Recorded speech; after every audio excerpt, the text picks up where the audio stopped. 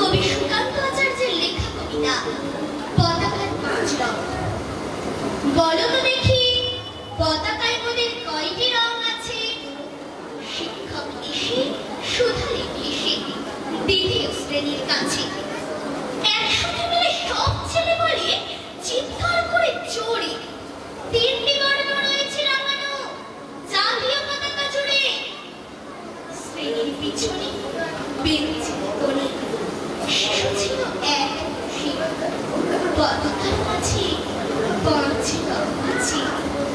বলল সে মৃদু হাসি, কথা তার শুনে বাকি শিশু করে হেসে খায় লুটোপুটি। শিক্ষক রেগে বলেন থেকে, বোঝাও কি করে পাঁচটি?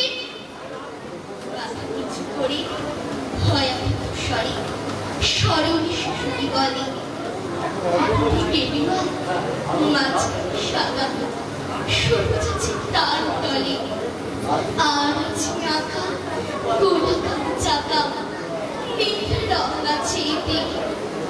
শিক্ষক বলে, এদিকে ধরলে তবুও হচ্ছে চারটে।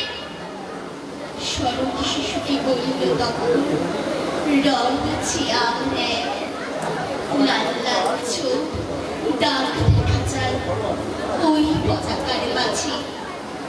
বাবাকে যখন আনবে ওরা কফিনের ঢাকা খুলে, জড়ানো রয়েছে দেহখানা তার পতাকা হার ফুলে। রক্তের তাকে ছিল লাল চোখ ওই পতাকার মাঝে। এই নিয়ে মোট হলো পাঁচটি, এবার তো ঠিক আছে। সরল শিশুটির জবাব খানি কাঁপিয়ে দিল বুক, অশ্রু এলো নয়ন ভরে, শুকনো হলো মুখ। আজ যারা দেশের জন্য করছে বলিদান, স্বাধীনতার সহিংস তাদের নাম হয়েছে স্বাধীন, পেরিয়ে গেছে ৭০টি বছর। দেশ বাঁচাতে যাচ্ছে যে প্রাণ, রাখছে কি তার খবর? নমস্কার। ধন্যবাদ।